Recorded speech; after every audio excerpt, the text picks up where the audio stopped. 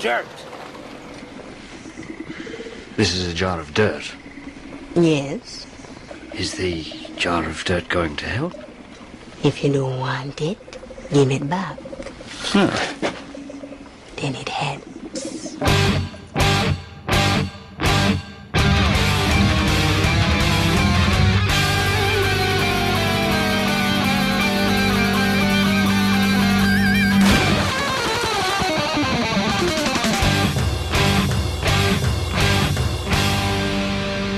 Welcome to the Mad Max Minute presents Waterworld H2O minutes at a time. I'm Rick. And I'm Julia. And today we're talking about minutes 11 and 12, which begin with a sunburnt old man trying to sell his hair, and it ends with the mariner entering the atoll. There is something inherently sad about the opening of this minute. Oh, absolutely. But I just want to gush real quick about how much I love the atoll set, because they totally went overboard and built it for real. Like, I went and found Thrillist's the top 10 most expensive movie sets ever built, and the Atoll was at the very top of that thing. And I went and looked it up because I wanted to make sure that I got this right, that it was 1,000 tons of floating steel that they built off the coast of Hawaii, and it measured a 1/4 mile in circumference and used up all the available steel on the Hawaiian Islands, forcing producers to ship in more from California. And it's so over the top. It feels so unnecessary. The sheer scale of it is pure madness. I don't blame them for actually building the thing. But did it have to be built out of steel? Like, it just seems overboard. I know. If this was made today, with today's technology, this atoll set that we see in this opening shot would have been a miniature. And all of the shots of them in the actual atoll would have been in a swimming pool with green screens set up all around it, and the expansiveness of the interior would have just been CGI. Them cutting shots together of different sections of the atoll. They would not have built the entire massive thing. Yeah, them building it caused them a lot of problems because Hawaii is not a perfect calm weather place. Mm-hmm. It rains like every day. At some point during the day in Hawaii. It is turbulent. The cool part about the atoll is that they could drag it around. That is cool. But if you've got shots set up in the atoll, you can only shoot in so many directions because otherwise you would get the mountains of Hawaii in behind you. And so when it comes to setting up shots, it can be maddening trying to get it to work. And the fact that they committed to it is so absolutely remarkable. I know that you are delighted by the physical nature of the set. Yeah. I cannot get on board with it. Really? I can't get behind it. It's just so ridiculous. And I think there's a happy medium between doing everything with CGI that wasn't necessarily available at the time and the extremes that they went to. I think it could have been done practically in still a very analog-esque sort of way. Yeah. What a waste of money and time. This set was a huge contributor to how over budget this movie went. I know we were talking about this the other day, how if they remade this movie or did some sort of Fury Road-esque continuation of the story, how much money they could save using modern technology. And I think there are plenty of things about the movie that would have been better. What this movie has that can't be improved upon is a sense of quality. You never feel like you're not actually there because you are actually there. You are actually in the water. You're actually going that fast, sailing away from marauders. It feels real because it is real. So that is something that cannot be improved upon. Even the underwater diving bell sequence, it has a weird feel to it because it is composite, but everything around it, every element of that shot is real. It's just composited weird. Yeah. But we'll talk more about that once we actually get to it, because that's still very far down the movie. And in this meantime, outside this atoll, there are a bunch of small craft floating around the doors trying to get inside. It is their homeless population.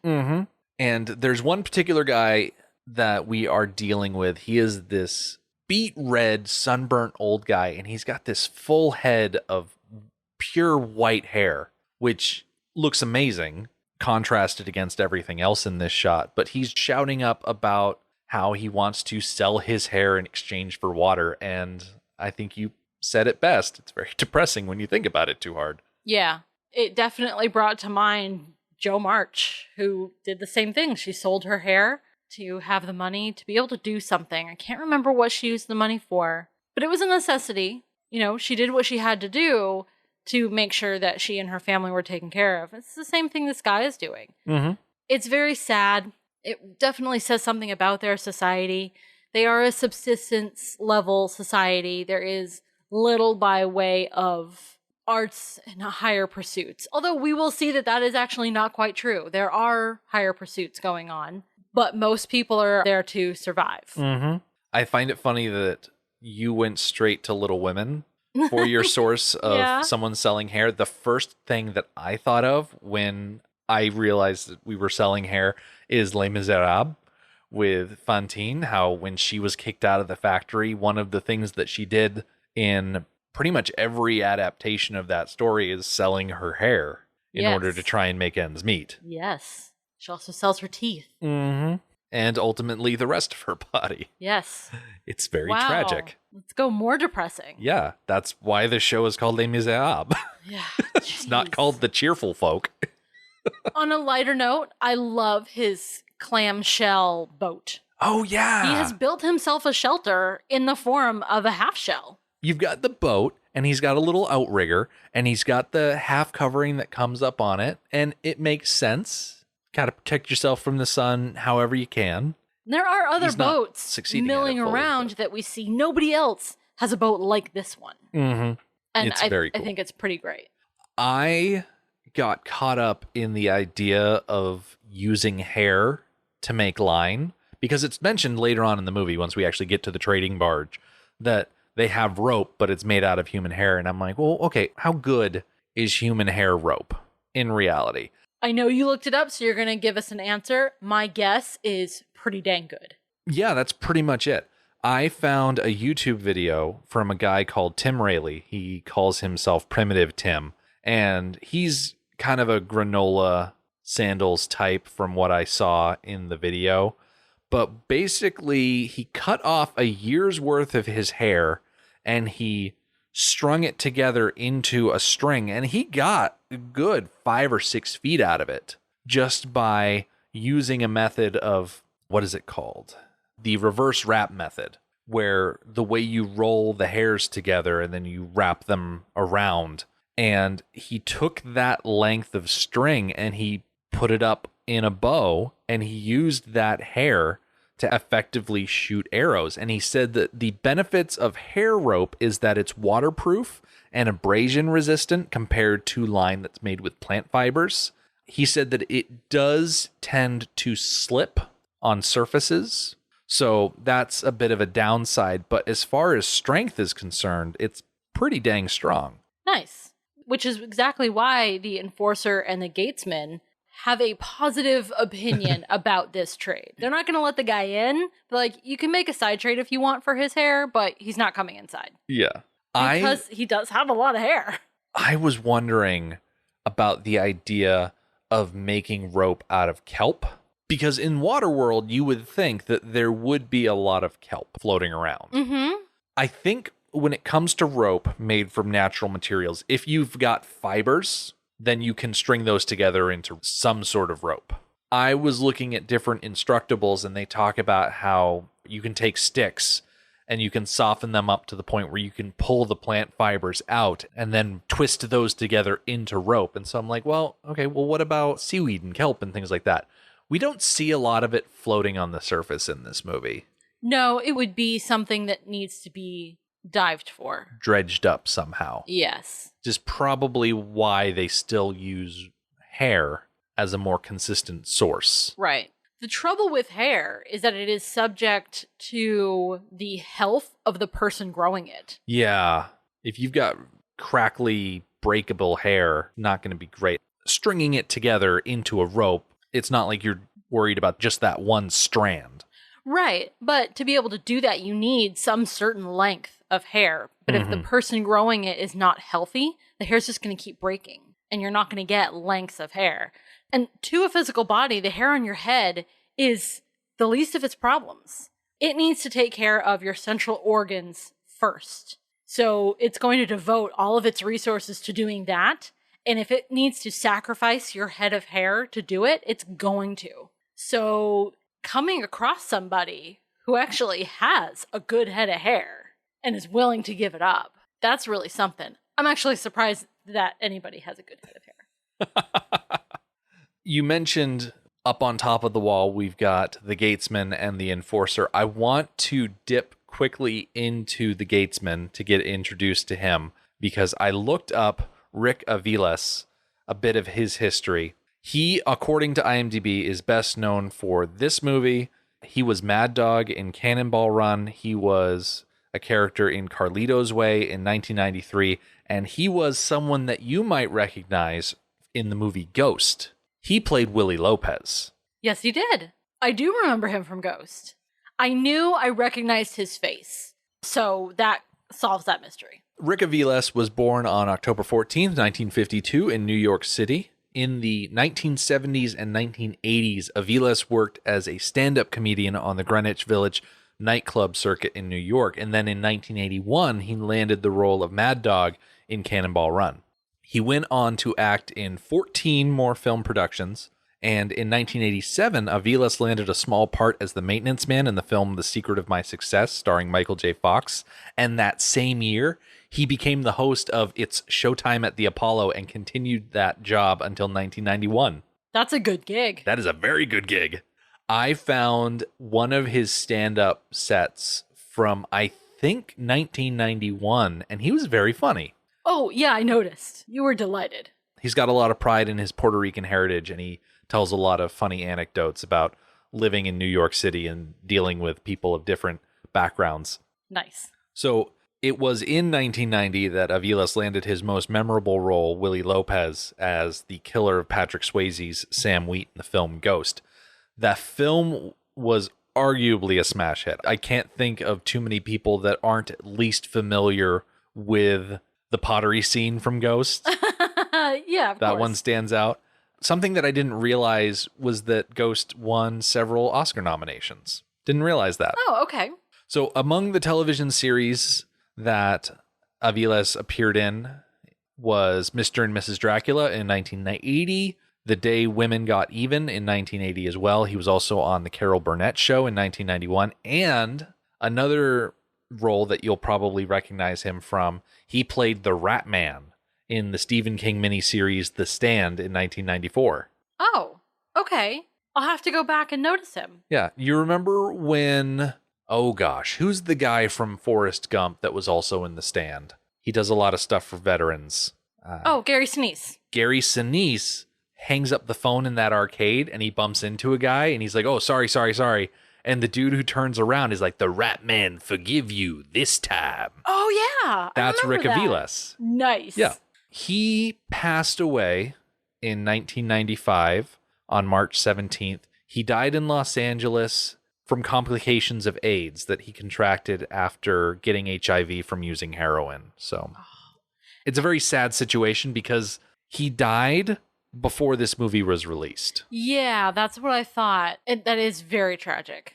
But he's great in this movie just because he has so many well-delivered lines. He does, yeah. One of them is in this chunk that we're going to talk about. So, yeah. Getting back into the minute, you've got the sunburnt old man he's talking about, take small hydro. He's selling hair for water, which makes it even worse. Oh, it does make it worse. Like, all he wants is water. Like, if you are destitute in today's world, you can at least get clean water for pretty much free if you go to the right spot. If you walk into a shopping mall, you can find a water bubbler and get clean water for free. In our modern society, there are certain things that are human rights. Certain safety nets in place. Yeah, and clean water is one of them. And it's not something that we have globally achieved. No. It's something that we are continuously working towards, making sure everybody has access to clean water. And it's a huge mark in the change of society where in Waterworld, not everybody has it. And the Gatesman does not feel obligated to make this trade. He doesn't feel obligated on a humanitarian level to give this guy water. And huge change in society. Mm-hmm. And then also not a huge change in society for the not great parts of society. Right. When the enforcer confers with the Gatesman and says, do a side barter, I have to wonder if there's a small opening elsewhere in the wall where they can do these little side barters without having to open the gate, or if it's a situation where it's buckets and pulleys and things like that. I could see either way. Anything to keep out the riffraff. Right. I'd like to think that at the base of one of these towers, there is a little side dock area where bartering can happen. Yeah. Because you don't necessarily want to let everybody through your gates. No, you don't. It's a security issue at that point. It is a security issue and an overpopulation issue. At first, the mariner isn't let in because the goods that he brings for trade are not in the correct spot of the supply and demand scale. Mm-hmm. So we don't need you here. We don't want an extra person who doesn't bring something valuable to the community in. And, you know, that pickiness is understandable in this world. It's a shame because it is so exclusionary. It's a gated community. Mm-hmm. That's exactly what it is, a gated community where judgments are made upon who gets to come in and who doesn't. That always brings up feelings for me from my childhood because I was a second child and my sister would not let me in places. And there is a great amount of hurt that happens when you know that on the other side of that door, something fun is happening, something good is happening, and they said no to you. Other people get to go in, but you don't. And that is the plight of a second child. I mean, it's arguably also the plight of many millions of people that are victim to systemic racism and income equality and all that other stuff. But absolutely. But also second children. Yes. Question, first child. Did you ever do something like that to your brother? Oh, yeah, all the time. Oh my gosh. Yeah. Like, it makes me want to cry. I have specific memories, very specific memories of my sister not letting me in. And they're very upsetting. I imagine so. Okay, my favorite one. Not my favorite. It's like my least favorite. I don't think I've ever been so angry with my sister as this story. So we were at a breakfast place, like a Dunk's or something like that. We live in New England, so of course we were at a Dunkin' Donuts. And we were going to go from there to school. So my sister was driving. I think she was a junior maybe, and I was a sophomore. We went to different high schools because I went to a technical high school and she went to the town high school. And we had another friend with us. So her and her friend were in the front seats of her car and it was time to go to school. So she's like, Julia, get in the car. We need to leave. So I would reach for the handle and she'd drive away. And I'd reach for the handle and she'd drive away. So finally, after some serious screaming and yelling at her, I just walked away and started walking to school. I don't think I've ever been so angry with her. And it was partly because there was another person in the car that I was being humiliated in front of somebody else who I considered a friend. And honestly, I don't remember the resolution. I did not walk to school. My sister drove me to school. So at some point, I got in the car. But there were some refusing moments of me getting in the car when she realized that, okay, she really does have to get in the car. I refused to get in the car. And I doubt anyone got in trouble because we didn't really get into trouble. We didn't get in trouble as teenagers. But I'm pretty sure my parents knew about it. Yeah, because I totally told on her. As much as my sister was like a first child, let's be mean to the second child, I was a second child, I'm going to tell on my sister for everything kind of child. So it goes both ways. I'm not going to sit here and try and justify anything that older siblings do to younger siblings, because 9 times out of 10, there is no justification for it. Yeah, my school locker was full of my sister's clothes, though. So, yeah, it goes both ways. So the mariner, he sails up to the atoll. We push the other people looking to get in aside as this big yacht sails up. And the first question that's asked is what language, and the enforcer specifies English. And thank goodness, because You don't want to have Kevin Costner have to speak in any other language other than English. No. He He's a says California two boy. words in another language. I would like to think that the enforcer and the people inside the atoll are fully capable of speaking full Portuguese, but they hear Kevin Costner yell out in Portuguese, and they're like, oh, English, please. Yeah, right? The mariner, he's standing on one of the floats, and he reaches over and he pulls away this covering to show what he has on offer. Oh, I love this kind of stuff. All right, so were you able to identify most of the things in the net? Honestly, no, I was not. I was able to identify for sure 2 things and then a guess on a couple of other things. All right, so what'd you see?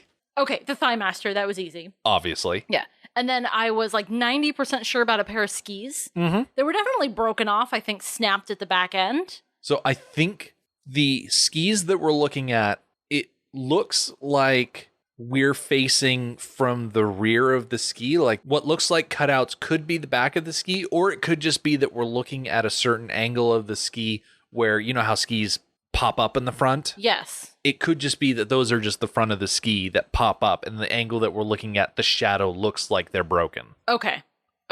They did also look a little stunted, a little short. Yeah, only one of the clips is still on there. Yeah. So they've pretty much been broken. So this would have been the same trawling expedition as the mariner got the ski boots. Do you think when he found them, they were attached? They might have been. And he snapped them off? Maybe that's why there's no clips on the skis? Probably. He was wrestling with them and ripped them off, I guess, accidentally. Yeah. The bolts that keep all that stuff in place probably rusted away a long time ago, so it might have been that when he grabbed it, it just came apart in his hand anyway. Just disintegrated.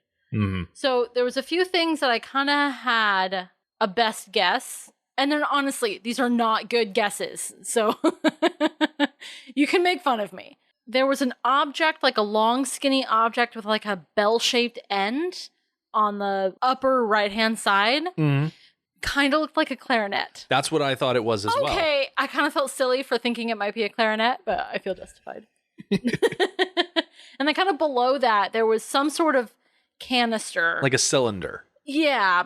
At first, I thought it might be a glass jar, but then taking a closer look, I don't think it was made of glass. It's so crusted over, it's hard to tell. Yeah, I thought it was more made of metal than glass.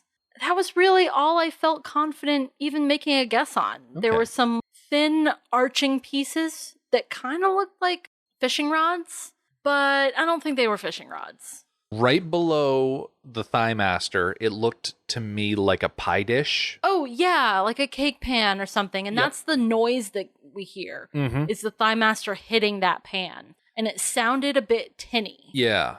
And then immediately to the left of the skis, we've got an old license plate. Oh, you know what? As soon as you said license plate, now I see that it's a license plate, like a British style, the narrower, longer. But the numbers look big enough that it might be American style as well. I think the idea is that all of this was taken from a ski resort. Definitely. But yeah, I can see where it does look longer. And then I think those bent things are actually old ski poles. That occurred to me too. For one, they're found in a pair. Mm-hmm. But they're so bent. Yeah. They're not supposed to look like that. They're not supposed to bend like that and stay bent unless they are warped from being underwater. Yeah. Okay. They are definitely 100% ski poles. I'm totally on board with that. Because you can see at the bottom of the lower one, right near the bottom tip, there's like a black line that crosses. And that's the disc that makes it so the ski poles don't just sink into the snow. Yep. And at the top of that same pole, the handle is very reminiscent of a ski pole handle. There also seems to be on the upper one a tag. Yeah. So I think that he might have taken these from a rental. Yeah, booth. that the skis, the boots, and the poles were probably in a set waiting to be either rented or being stored by the owner. Yeah. The only thing I was unable to identify, there is a rectangular shaped object to the immediate right of the skis. Yes. It looks to me like it has the shape of a book. Yeah, it does. It's got like a blue center, and then it's all like moldy green on the outside. with a little bit of brown tossed in there. Yeah. If it were actually a book, I don't think the enforcer would have sent him away. Because paper is very super valuable. duper valuable. So I don't think the mariner would have put a book in his pile of, hey, look what I have for trade. Just like he didn't put the soil in the look what I have for trade category. Mm-hmm. I am surprised that the enforcer said no to this batch of goods because there's some good stuff in here. Yeah. The poles and the skis, they are long, bendy, resilient objects that you can use to construct things. The Thigh Master, it has tension that can be hard to find in this world. I think that tension can be really useful. Never mind like the foam around the curls. Yeah. And the curls themselves, like that bended metal. These seem like really handy objects to me. Yeah, they do. So the enforcer standing up on the wall says, "Flags down, Drifter. We've got enough traders." This phrase of flags down kind of caught me. Well, okay, what did it say to you? It said to me that there are flags in this world that communicate intentions or needs. Yes. Just like in our world. I love that idea that there are a series of flags, like colors mean things. Yes. Flags mean things. I love it. The Wikipedia article on the International Code of Signals is really, really well done. And it has a set of those nautical flags that we see all over the place and listing what they mean. None of them have anything to do with trade, though. Really? Yeah, they're mostly distress signals. We need a medic. We have a medic. We have a pilot. Turn signals. Like, I'm going to go to starboard. I'm going to go to port. Things like we have explosives on board. We have a diver in the water. Stuff like that. But none of them have anything to do with trade. So if our current system of flag communication lasts as long as 500 years down the road, it has evolved to what they need. Exactly. So I pulled a section from the YA novel because it talks about the mariner approaching the atoll here. The Trimaran was in trawler mode, its egg beater sails slowly turning. As his ship glided into the area before towering twin gates, the mariner hoisted a green flag that identified him as a trader. The mariner had made himself presentable.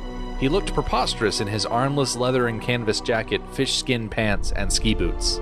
His goods were laid out for inspection on the deck. Hubcaps, a yo-yo, a broken clarinet, antique silver discs called CDs, and more ancient trash that had become modern treasure. I appreciate the clarification of the clarinet, and that it's the only object that translated from the movie to the book that's actually there. The current set of flags do not have anything green in them at all. Really? I don't know if that's on purpose. I would assume that it is on purpose, but I don't know why there's no green. This is where someone like my dad would bring up that in Big Bang Theory, there was a joke about Sheldon doing a YouTube channel called Fun with Flags. There's a word for that. Vexillology. Okay. I was making a joke about my dad watching Big Bang Theory, but it's always good to learn about weird long words. Yes. Being initially rejected, the mariner tosses aside the rope that he pulled out and he pulls up this jar.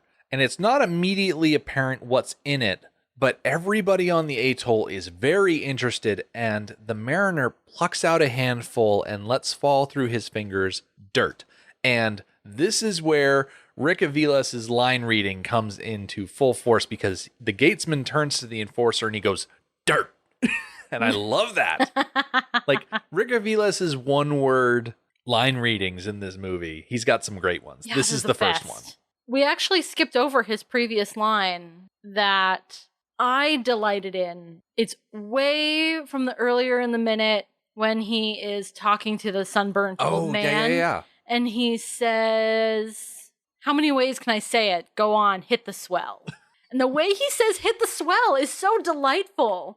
I'm not even sure why. It's just so enjoyable to hear. And I love that they have this term that they have adapted from, we would say hit the road, doesn't apply anymore. So it's hit the swell. He has great lines in this movie. Because I scrolled up in my notes to find that line, and I'm once again looking at the poster for Ghost, I have to wonder, after Willie Lopez was dragged away by those shadow creatures in Ghost, do you think he was deposited here in Waterworld? Oh, yes, because this is hell.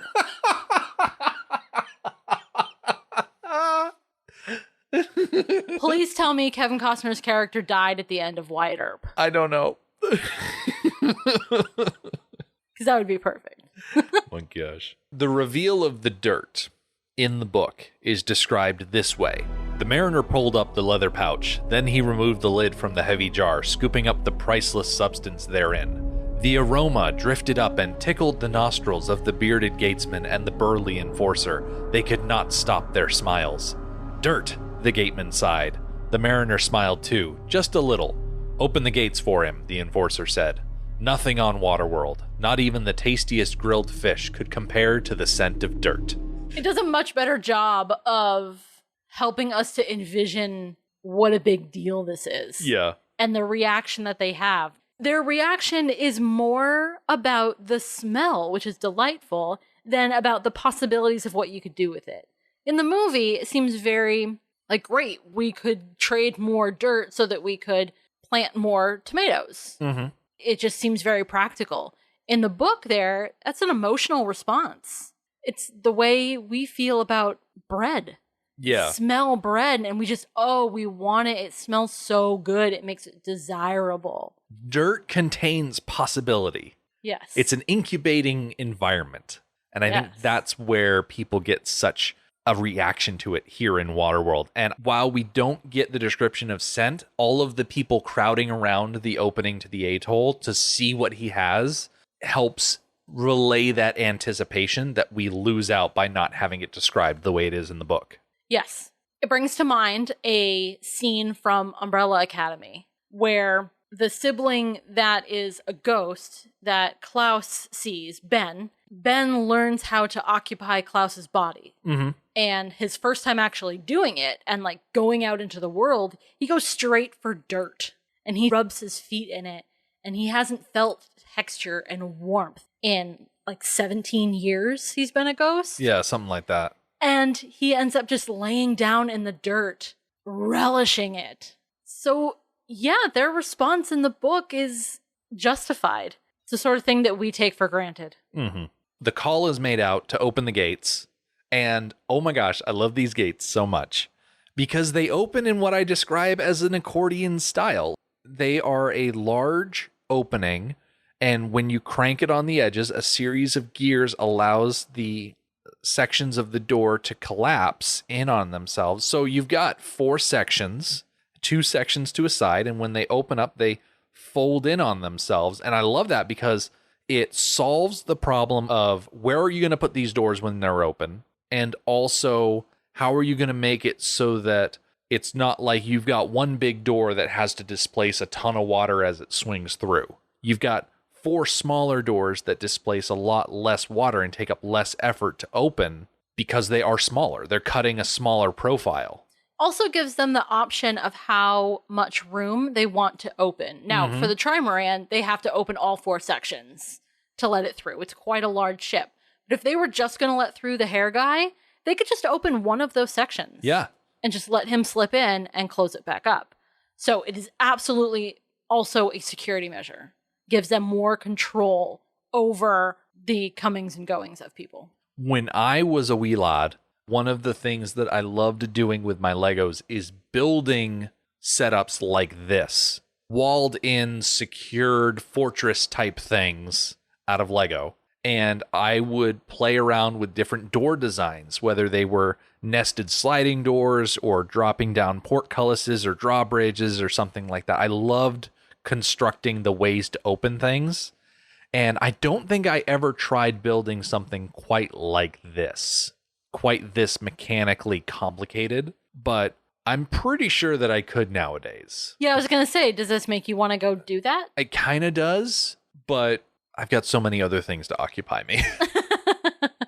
Plus, I've got computer programs now that let me build things digitally, and it's a lot easier to find parts digitally than it is to dig through piles and piles and piles. Absolutely.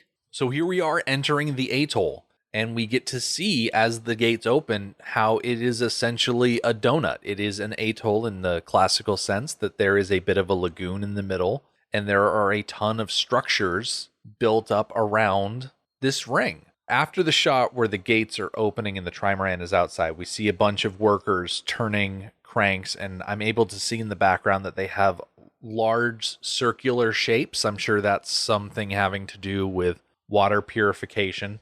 As they cut to the high angle looking past the windmill blades, you can see the organo barge off to the left side. We'll talk about that a bit later. But also we get to see, as we sail in, the method that the atollers use to keep the riffraff out. Yeah, that's troubling. It certainly brings to mind riot control methods of using a fire hose, until you realize that they're trying to fill their boats with water. That's the threat anyways. The threat is drowning them. Sinking their boats. When we see the water actually hitting around the boats, I don't know if they're actually trying to fill the boats with water specifically. It looks like they're just creating a current that the people cannot swim against. But no, if they wanted to swamp those boats, they very well could. Yeah. I think their humanity dictates that they don't outright murder these people, because it's probably easier to keep a boat out than it is a single diver. But at the same time, it feels very mean that they are doing this. But at the same time, we're about to learn in weeks to come that the atolls are a very sensitive ecosystem. They can't just keep bringing people in and in and in. They'd get swamped. Yeah. Here in the beginning, as we're still getting to know this world, these things do seem cruel. And throughout the movie, we're going to learn more about how things work and how things are delicate. And these methods are still cruel. They're never not going to be cruel. Mm-hmm. But they have reason behind them. Well, it's the same thing that we saw with the compound in Road Warrior. They were very standoffish. They were very defensive.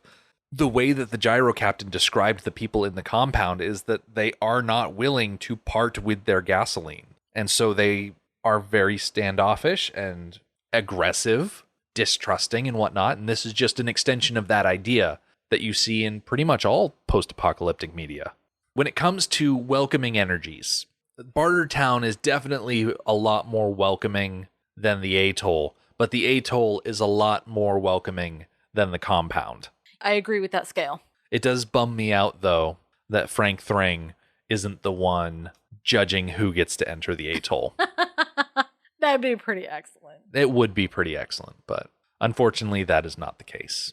And that pretty much brings us to the end of this chunk. We see the Mariner. He is sailing into the atoll, and the gates are sliding closed behind him. But we'll worry about gates next time, because we will get to see a little bit of how things are in the atoll. And we'll also get a very ominous warning from the Enforcer. The Mad Max Minute podcast is a fan project by Rick and Julia Ingham. Waterworld was written by Peter Rader and David Toohey, directed by Kevin Reynolds, and presented by Universal Pictures. Mad Max Minute is produced and edited by Rick Ingham. Our opening music is Verdi's Dies Irae by Daniel Batista of danielbatista.com. Our home on the internet is madmaxminute.com. You can follow us on Twitter at MadMaxMinute. And like us on Facebook by searching Mad Max Minute, and join our Facebook listener group, Mad Max Minute Beyond Microphone.